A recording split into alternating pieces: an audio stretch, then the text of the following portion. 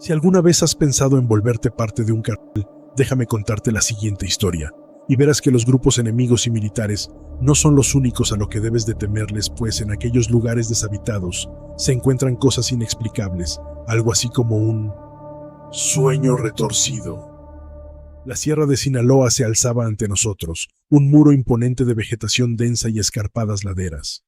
La noche ya había caído, envolviendo el bosque en un manto de oscuridad casi palpable. El estruendo de la batalla que habíamos dejado atrás aún resonaba en nuestros oídos, pero la verdadera pesadilla apenas comenzaba. Éramos un grupo de 6 sicarios, conocidos por nuestra brutalidad y destreza en el combate.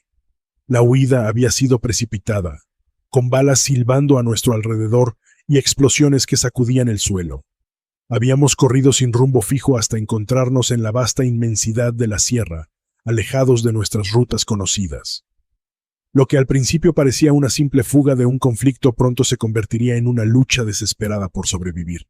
El líder del grupo, el Chacal, nos dirigió con voz firme. Tenemos que encontrar un lugar seguro. No sabemos si hay más soldados o si nos están persiguiendo. Luis, el más joven de nosotros, estaba visiblemente agitado. ¿Qué tal si solo eran los militares? ¿Y si no estamos en peligro? Eso no importa ahora, replicó el Chacal con severidad. Lo importante es que no podemos quedarnos aquí a la intemperie. Dividámonos en 2 grupos para explorar. Uno irá al norte, el otro al sur. Nos encontramos en un punto intermedio al amanecer. Nos separamos bajo la densa sombra de los árboles, la oscuridad apenas rota por el tenue resplandor de nuestras linternas. El terreno estaba accidentado, con veredas estrechas y barrancos profundos que se ocultaban en la penumbra. El susurro del viento entre las hojas y el murmullo distante de un arroyo creaban un ambiente inquietante, como si la sierra misma estuviera viva. Luis y yo formamos uno de los grupos, siguiendo una vereda angosta que descendía hacia un arroyo. El suelo estaba cubierto de hojas secas que crujían bajo nuestros pasos, y cada sonido parecía amplificado en la quietud nocturna. La presión del miedo comenzaba a hacer mella en nosotros, y el aire se sentía más denso, como si el bosque estuviera presionando contra nosotros. ¿Escuchaste eso?, preguntó Luis, deteniéndose en seco. Su voz temblaba levemente. ¿Escuchar qué?, respondí, esforzándome por mantener la calma. Solo es el viento.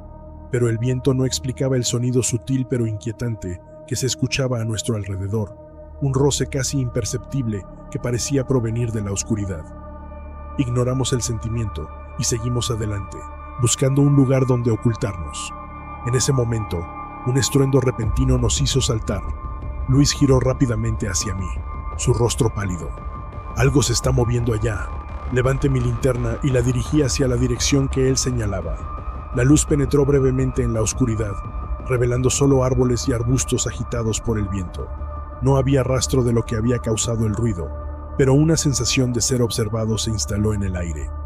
Nosotros no éramos novatos en el campo, pero algo en el ambiente era diferente.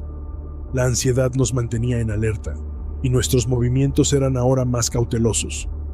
Decidimos regresar al punto de encuentro con el otro grupo, pero la noche había transformado el bosque en un laberinto de sombras y sonidos extraños. Cuando finalmente nos reunimos con el Chacal y los demás, la tensión era palpable. No hemos encontrado nada, dijo el Chacal, su rostro en la penumbra, con una expresión de preocupación. Pero algo no está bien. Es como si el bosque estuviera vivo. Aquí hay algo, añadí, intentando compartir la inquietud que sentíamos.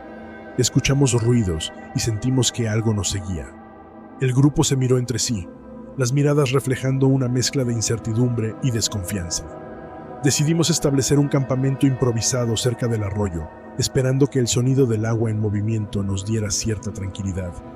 Sin embargo, la tranquilidad era efímera. La noche se hizo más oscura y más fría.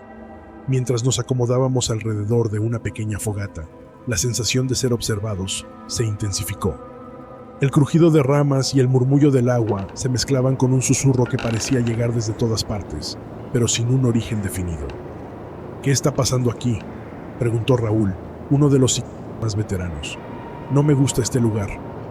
Es solo el estrés, dijo el Chacal, tratando de mantener el control. Tenemos que mantenernos enfocados. Mañana buscaremos una forma de salir de este bosque. Pero el bosque no tenía intenciones de dejarnos ir tan fácilmente. La noche avanzó con una sensación creciente de opresión. Cuando el silencio se volvió casi absoluto, comenzó una serie de eventos que nos hicieron cuestionar nuestra cordura.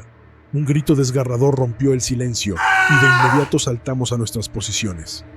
Las linternas iluminaban la oscuridad, revelando a un compañero, Javier, corriendo enloquecido hacia el campamento. «Algo nos está atacando. No puedo ver qué es, pero está allí». La desesperación en su voz era evidente. Lo que Javier decía era difícil de comprender, pero la pura angustia en su expresión era suficiente para saber que algo terrible estaba ocurriendo. El chacal intentó calmar la situación, pero fue en vano.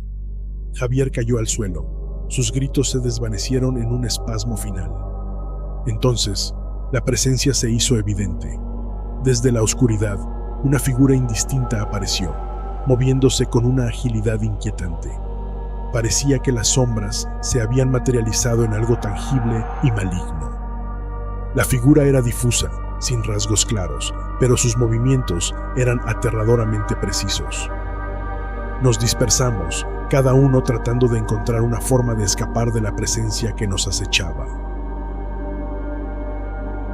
El chacal y Raúl se enfrentaron a la criatura con disparos, pero las balas parecían atravesar la figura sin causar daño. La criatura, o lo que fuera, parecía desafiar las leyes de la realidad, apareciendo y desapareciendo en la oscuridad. El caos se desató.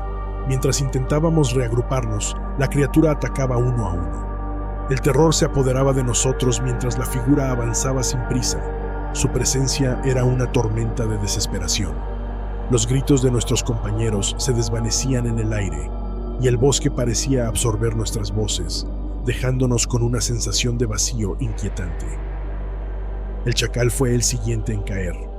Su grito final fue desgarrador, una mezcla de dolor y terror que resonó en el aire antes de que la figura lo arrastrara hacia la oscuridad.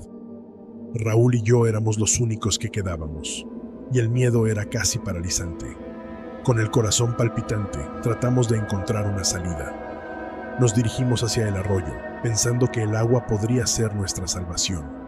La criatura, sin embargo, parecía anticipar nuestros movimientos y nos seguía con una precisión aterradora. Raúl, en un intento desesperado, comenzó a hablar en voz alta. «Escucha, estamos aquí, no tenemos nada que perder». Su estrategia parecía funcionar, atrayendo la atención de la figura hacia él. La criatura se lanzó hacia Raúl, y yo aproveché la distracción para correr.